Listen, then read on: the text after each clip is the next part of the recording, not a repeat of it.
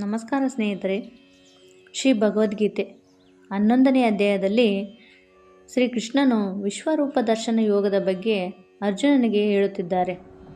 ಅರ್ಜುನನು ಕೇಳಿದನು, ನನ್ನನ್ನು ಅನುಗ್ರಹಿಸಲು ನೀನು ಮಾಡಿದ ಪರಮಗುಪ್ತ ಆಧ್ಯಾತ್ಮಿಕ ಉಪದೇಶದಿಂದ ನನ್ನ ಈ ಅಜ್ಞಾನವು ದೂರವಾಯಿತು. ಏಕೆಂದರೆ ನಾನು ನಿನ್ನಿಂದ ಪ್ರಾಣಿಗಳ ಉತ್ಪತ್ತಿ ಮತ್ತು ಪ್ರಳಯವನ್ನು ವಿಸ್ತಾರವಾಗಿ ಕೇಳಿರುವೆ.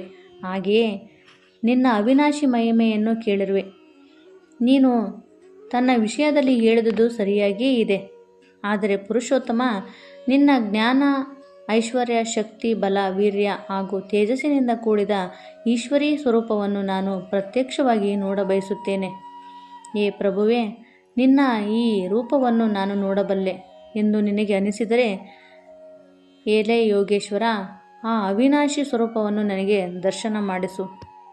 ಅದಕ್ಕೆ ಶ್ರೀಕೃಷ್ಣನು ಹೇಳಿದನು, ಎಲೈ ಪಾರ್ಥ, ಈಗ ನೀನು ನನ್ನ 100,000 ನನ್ನ ಪ್ರಕಾರದ ಬಗೆ ಬಗೆಯ ಬಣ್ಣ ಮತ್ತು ಆಕಾರಗಳುಳ್ಳ ಅಲೌಕಿಕ ರೂಪಗಳನ್ನು ನೋಡು. ಎಲೈ ಭರತವಂಶಿ ಅರ್ಜುನ, ನನ್ನಲ್ಲಿ ಅದಿತಿಯ 12 ಪುತ್ರರನ್ನು, 8 ವಸ್ತುಗಳನ್ನು, 11 ರುದ್ರರನ್ನು, 2 ಅಶ್ವಿನಿ ದೇವತೆಗಳನ್ನು ಮತ್ತು 49 ವರ್ಣದಗಳನ್ನು, ಹಾಗೆಯೇ ಈ ಹಿಂದೆ ನೋಡದಿರುವ ಆಶ್ಚರ್ಯಮಯ ರೂಪಗಳನ್ನು ನೋಡು. ಈಗ ಈ ನನ್ನ ಶರೀರದಲ್ಲಿ ಒಂದೆಡೆ ಸ್ಥಿತವಾಗಿರುವ ಚರಾಚರ ಸಹಿತ ಸಂಪೂರ್ಣ ಜಗತ್ತನ್ನು ನೋಡು. ಹಾಗೆಯೇ ಇನ್ನು ಏನೇನನ್ನು ನೋಡಲು ಇಚ್ಛಿಸುವೆಯೋ ಅದನ್ನು ನೋಡು. ಆದರೆ ನೀನು ನನ್ನನ್ನು ಈ ನಿನ್ನ ಚರ್ಮಚುಕ್ಷಗಳಿಂದ ಖಂಡಿತವಾಗಿ ನೋಡಲಾರೆ. ಆದ್ದರಿಂದ ನಾನು ನಿನಗೆ ದಿವ್ಯ ದೃಷ್ಟಿಯನ್ನು ಕೊಡುತ್ತೇನೆ. ಅದರಿಂದ ನೀನು ನನ್ನ ಈಶ್ವರಿ ಯೋಗಶಕ್ತಿಯನ್ನು ನೋಡು. ಸಂಜಯನು ಹೇಳಿದನು, ಎಲೈ ಮಹಾರಾಜ, ಮಹಾಯೋಗೇಶ್ವರನಾದ ಮತ್ತು ಎಲ್ಲ ಪಾಪಗಳನ್ನು ನಾಶ ಮಾಡುವ ಭಗವಂತನು ಹೀಗೆ ಹೇಳಿ ಅರ್ಜುನನಿಗೆ ಪರಮ ಐಶ್ವರ್ಯಯುಕ್ತ ತನ್ನ ದಿವ್ಯ ರೂಪವನ್ನು ತೋರಿಸಿದನು. ಅನೇಕ ಮುಖಗಳು ಮತ್ತು ಕಣ್ಣುಗಳಿಂದ ಕೂಡಿದ ಅನೇಕ ಅದ್ಭುತ ದರ್ಶನಗಳುಳ್ಳ ಅನೇಕ ಬಗೆಯ ದಿವ್ಯವಾದ ಭೂಷಣಗಳಿಂದ ಅಲಂಕೃತನಾದ ಅನೇಕ ವಿಧವಾದ ದಿವ್ಯ ಶಸ್ತ್ರಗಳನ್ನು ಧರಿಸಿರುವ, ದಿವ್ಯ ಮಾಲೆ ಮತ್ತು ವಸ್ತ್ರಗಳನ್ನು ಧರಿಸಿದ, ಹಾಗೆಯೇ ದಿವ್ಯವಾದ ಗಂಧವನ್ನು ಪೂಸಿಕೊಂಡಿರುವ, ಎಲ್ಲ ಪ್ರಕಾರದ ಐಶ್ವರ್ಯಗಳಿಂದ ಒಳಗೊಂಡ ಅನಂತ ಸ್ವರೂಪ, ಎಲ್ಲ ಕಡೆ ಮುಖಗಳುಳ್ಳ ವಿರಾಟ ಸ್ವರೂಪಿಯಾದ ಪರಮದೇವ ಪರಮೇಶ್ವರನನ್ನು ಅರ್ಜುನನು ನೋಡಿದನು. ಆಕಾಶದಲ್ಲಿ 1000 ಸೂರ್ಯರು ಒಮ್ಮೆಲೆ ಉದಯಿಸುವುದರಿಂದ ಉಂಟಾಗುವ ಪ್ರಕಾಶವೂ ಕೂಡ ವಿಶ್ವರೂಪಿ ಪರಮಾತ್ಮನ ಪ್ರಕಾಶಕ್ಕೆ ಸಮಾನವಾಗಲಾರದು. ಪಾಂಡುಪುತ್ರನಾದ ಅರ್ಜುನನು ಈಗ ಅನೇಕ ಪ್ರಕಾರದಿಂದ ವಿಭಕ್ತನಾದ ಸಮಸ್ತ ಜಗತ್ತನ್ನು ದೇವದೇವನಾದ ಭಗವಾನ್ ಶ್ರೀಕೃಷ್ಣನ ಆ ಶರೀರದಲ್ಲಿ ಒಂದೆಡೆ ಇರುವಂತೆ ನೋಡಿದನು. ಇದಾದ ಬಳಿಕ ಆಶ್ಚರ್ಯಚಕಿತನಾದ ಮತ್ತು ಪುಳಕಿತ ಗಾತ್ರನಾದ ಅರ್ಜುನನು ಪ್ರಕಾಶಮಯ ವಿಶ್ವರೂಪ ಪರಮಾತ್ಮನಿಗೆ ಶ್ರದ್ಧಾಭಕ್ತಿ ಸಹಿತ ಶಿರಬಾಗಿ ನಮಸ್ಕರಿಸಿ ಕೈಮುಗಿದು ಸ್ತುತಿಸತೊಡಗಿದನು. ಅರ್ಜುನನು ಹೇಳಿದನು, ಏ ದೇವ, ನಾನು ನಿನ್ನ ಶರೀರದಲ್ಲಿ ಸಂಪೂರ್ಣ ದೇವತೆಗಳನ್ನು, ಹಾಗೆಯೇ ಜೀವಿಗಳ ಸಮುದಾಯಗಳನ್ನು, ಕಮಲಾಸನ ಸ್ಥಿತ ಬ್ರಹ್ಮದೇವರನ್ನು, ಮಹಾದೇವನನ್ನು ಹಾಗೂ ಸಮಸ್ತ ಋಷಿಗಳನ್ನು, ದಿವ್ಯವಾದ ಸರ್ಪಗಳನ್ನು ನೋಡುತ್ತಿದ್ದೇನೆ. ಏ ಸಮಸ್ತ ವಿಶ್ವದೊಡೆಯನೇ, ನಿನಗೆ ಅನೇಕ ಭುಜಗಳು, ಉದರಗಳು, ಮುಖಗಳು, ಕಣ್ಣುಗಳು ಇರುವಂತೆಯೂ ಹಾಗೆಯೇ ಎಲ್ಲ ಕಡೆಗಳಿಂದ ಅನಂತ ರೂಪವುಳ್ಳವನಾಗಿ ನೋಡುತ್ತಿರುವೆ. ಏ ವಿಶ್ವರೂಪಿಯೇ, ನಿನ್ನ ಅಂತ್ಯವಾಗಲಿ ಮಧ್ಯಮವನ್ನಾಗಲಿ ಆದಿಯನ್ನಾಗಲಿ ನನಗೆ ಕಾಣುತ್ತಿಲ್ಲ. ಮುಕುಟದಿಂದ ಅಲಂಕೃತನಾಗಿ, ಗದಾಧಾರಿಯಾಗಿ, ಚಕ್ರಪ್ರಾಣಿಯಾಗಿ, ಹಾಗೆಯೇ ಎಲ್ಲ ಕಡೆಗಳಿಂದ ಪ್ರಕಾಶಮಾನ ತೇಜ ಪುಂಜನಂತೆಯೂ ಪ್ರಜ್ವಲಿಸುವ ಅಗ್ನಿ ಮತ್ತು ಸೂರ್ಯನಂತೆ ಜ್ಯೋತಿರ್ಯುಕ್ತನೂ, ನೋಡಲು ಕಷ್ಟಸಾಧ್ಯನಾದ ಹಾಗೂ ಎಲ್ಲ ದೃಷ್ಟಿಗಳಿಂದ ಅಪ್ರಮೇಯ ಸ್ವರೂಪಿ ನಿನ್ನನ್ನು ನಾನು ನೋಡುತ್ತಿದ್ದೇನೆ. ನೀನೇ ತಿಳಿಯಲು ಯೋಗ್ಯನಾದ ಪರಬ್ರಹ್ಮ ಪರಮಾತ್ಮನಾಗಿರುವೆ. ನೀನೇ ಈ ಜಗತ್ತಿನ ಪರಮಾಶಯನಾಗಿರುವೆ. ನೀನೇ ಅನಾದಿ ಧರ್ಮದ ರಕ್ಷಕನಾಗಿದ್ದೀಯ ಹಾಗೂ ನೀನೇ ಅವಿನಾಶಿ ಸನಾತನ ಪುರುಷನಾಗಿರುವೆ ಎಂದು ನನಗೆ ಅನಿಸುತ್ತಿದೆ. ನಿನ್ನನ್ನು ಆದಿ ಮಧ್ಯ ಅಂತರಹಿತನಾಗಿ ಅನಂತ ಸಾಮರ್ಥ್ಯ ಹೊಂದಿದ ಅನಂತ ಭಾವಗಳಿಂದ ಕೂಡಿದ ಸೂರ್ಯಚಂದ್ರರೇ ನೇತ್ರಗಳುಳ್ಳ ಪ್ರಜ್ವಲಿತ ಅಗ್ನಿಯಂತೆ ಮುಖವುಳ್ಳವನಾಗಿ ಮತ್ತು ನಿನ್ನ ತೇಜಸ್ಸಿನಿಂದ ಈ ಜಗತ್ತನ್ನು ಬೆಳಗುವವನಾಗಿ ನಾನು ನೋಡುತ್ತೇನೆ. ಏ ಮಹಾತ್ಮನೇ, ಈ ಸ್ವರ್ಗ ಮತ್ತು ಪೃಥ್ವಿಯ ನಡುವಿನ ಆಕಾಶವನ್ನು ಮತ್ತು ಎಲ್ಲ ದಿಕ್ಕುಗಳನ್ನು ಕೇವಲ ನೀನೊಬ್ಬನೇ ವ್ಯಾಪಿಸಿಬಿಟ್ಟಿರುವೆ. ನಿನ್ನ ಅಲೌಕಿಕವಾದ ಮತ್ತು ಭಯಂಕರವಾದ ರೂಪವನ್ನು ನೋಡಿ 3 ಲೋಕಗಳು ಅತ್ಯಂತ ಭಯಗೊಂಡಿವೆ. ಅದೇ ದೇವತೆಗಳ ಸಮೂಹಗಳು ನಿನ್ನಲ್ಲಿ ಪ್ರವೇಶಿಸುತ್ತಿವೆ ಮತ್ತು ಕೆಲವರು ಭಯದಿಂದ ಕೈಮುಗಿದು ನಿನ್ನ ನಾಮ ಮತ್ತು ಗುಣಗಳನ್ನು ಕೊಂಡಾಡುತ್ತಿದ್ದಾರೆ. ಹಾಗೆಯೇ ಮಹರ್ಷಿ ಮತ್ತು ಸಿದ್ಧರ ಸಮುದಾಯಗಳು ಸ್ವಸ್ತಿ ವಚನ ಮಾಡುತ್ತಾ ಉತ್ತಮ ಸ್ತೋತ್ರಗಳಿಂದ ನಿನ್ನನ್ನು ಪಠನೆ ಮಾಡುತ್ತಿದ್ದಾರೆ. 11 ರುದ್ರರು, 12 ದೈತ್ಯರು, ಅಷ್ಟವಸುಗಳು, ಸಾಧ್ಯರು, ವಿಶ್ವದೇವತೆಗಳು, ಅಶ್ವಿನಿ ಕುಮಾರರು, ವರುಣದೃಗಣಗಳು, ಪಿತೃಗಳು ಸಮುದಾಯ, ಹಾಗೆಯೇ ಗಂಧರ್ವರು, ಯಕ್ಷರು, ರಾಕ್ಷಸರು, ಸಿದ್ಧರ ಸಮುದಾಯ ಇವರೆಲ್ಲರೂ ವಿಸ್ಮಿತವಾಗಿ ನಿನ್ನನ್ನು ನೋಡುತ್ತಿದ್ದಾರೆ.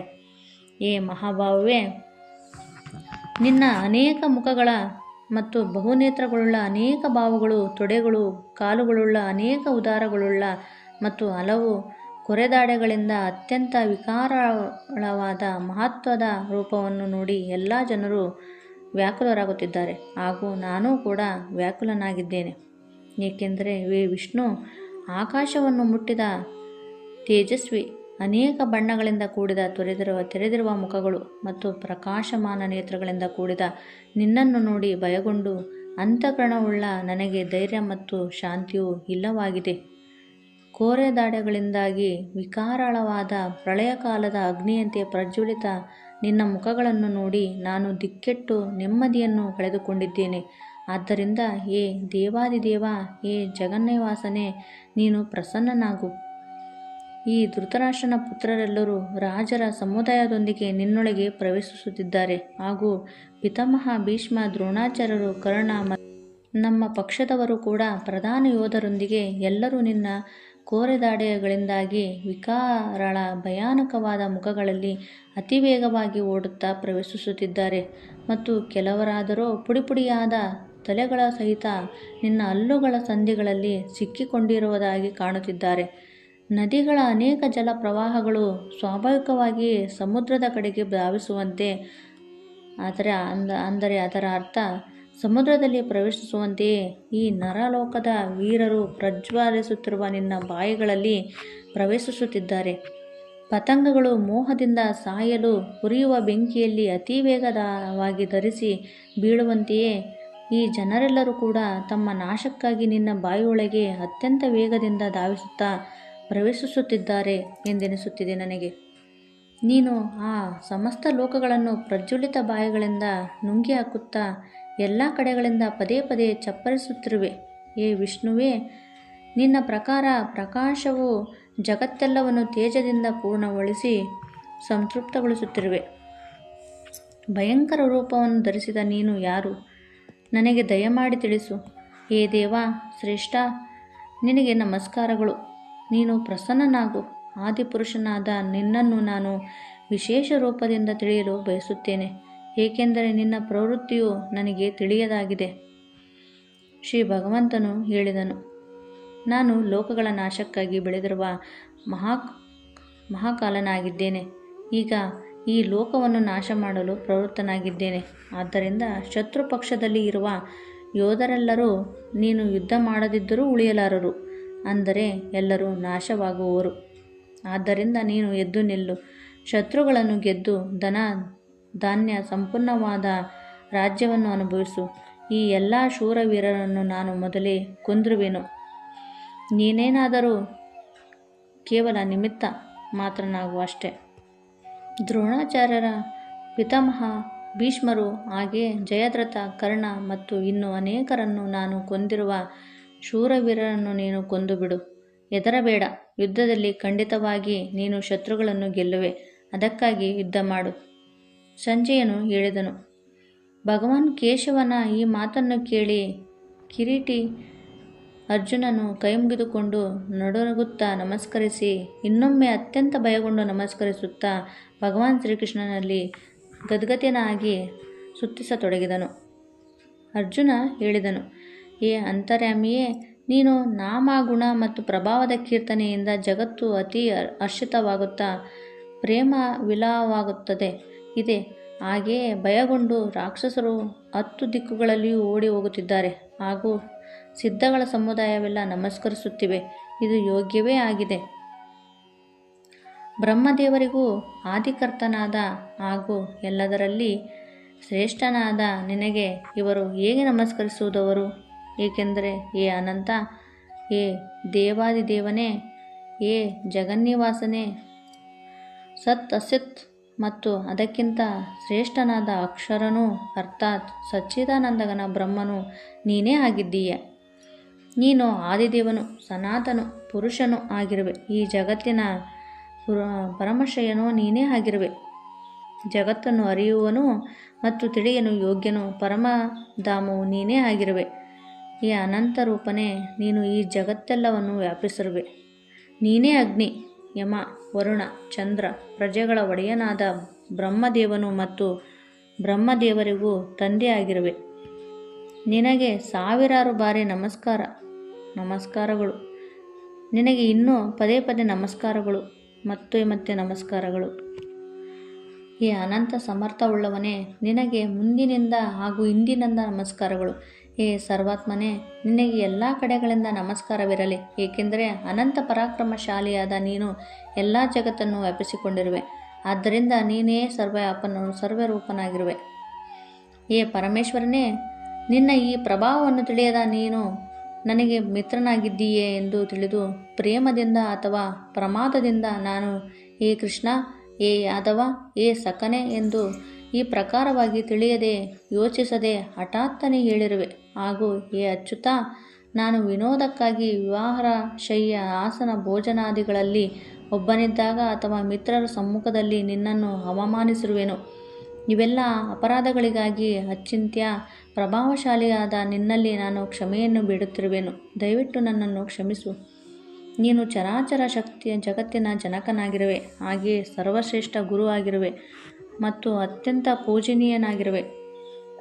ಅನುಪಮ ಪ್ರಭಾವವುಳ್ಳವನೇ, 3 ಲೋಕಗಳಲ್ಲಿ ನಿನಗೆ ಸರಿಸಮಾನವು ಯಾರೂ ಇಲ್ಲ. ಆಗಿರುವಾಗ ಹೆಚ್ಚಿನವರು ಹೇಗೆ ಇರಬಲ್ಲರು? ಆದುದರಿಂದ ಪ್ರಭುವೇ, ನನ್ನ ದೇಹವನ್ನು ನಿನ್ನ ಚರಣಗಳಲ್ಲಿ ಅರ್ಪಿಸಿ ನಮಸ್ಕರಿಸುತ್ತಾ ಸ್ತುತಿಸಲು ಯೋಗ್ಯನಾದ ಒಡೆಯ, ನೀನು ಪ್ರಸನ್ನನಾಗೆಂದು ಪ್ರಾರ್ಥಿಸುತ್ತೇನೆ. ಹೇ ದೇವ, ತಂದೆಯು ಮಗನ, ಸ್ನೇಹಿತನು ಮಿತ್ರನ, ಪತಿಯ ತನ್ನ ಪ್ರಿಯತಮ ಪತ್ನಿಯು ಅಪರಾಧಗಳನ್ನು ಸಹಿಸುವಂತೆ ನೀನು ನನ್ನ ಅಪರಾಧಗಳನ್ನು ಸಹಿಸಲು ಯೋಗ್ಯನಾಗಿರುವೆ. ನಾನು ಮೊದಲು ಎಂದೂ ನೋಡದಿದ್ದ ನಿನ್ನ ಈ ಆಶ್ಚರ್ಯಕರ ರೂಪವನ್ನು ನೋಡಿ ಆನಂದಿತನಾಗಿದ್ದೇನೆ ಮತ್ತು ನನ್ನ ಮನಸ್ಸು ಭಯದಿಂದ ಅತ್ಯಂತ ವ್ಯಾಕುಲವಾಗುತ್ತಿದೆ. ಅದಕ್ಕಾಗಿ ನೀನು ನಿನ್ನ ಈ ಚತುರ್ಭುಜ ವಿಷ್ಣು ರೂಪವನ್ನೇ ನನಗೆ ತೋರಿಸು. ಹೇ ದೇವಾಂಶ, ಹೇ ಜಗನ್ನಿವಾಸ, ದಯವಿಟ್ಟು ಪ್ರಸನ್ನನಾಗು. ಮುಕುಟವನ್ನು ಧರಿಸಿದ ಗದೆ ಮತ್ತು ಚಕ್ರವನ್ನು ಕೈಯಲ್ಲಿ ಹಿಡಿದ ನಿನ್ನ ಹಿಂದಿನ ರೂಪವನ್ನು ನೋಡಲು ನಾನು ಬಯಸುತ್ತೇನೆ. ಆದ್ದರಿಂದ ಹೇ ವಿಶ್ವರೂಪಿಯೇ, ಹೇ ಸಹಸ್ರಬಾಹುವೇ, ನೀನು ಅದೇ ಚತುರ್ಭುಜ ರೂಪದಿಂದ ಪ್ರಕಟನಾಗು.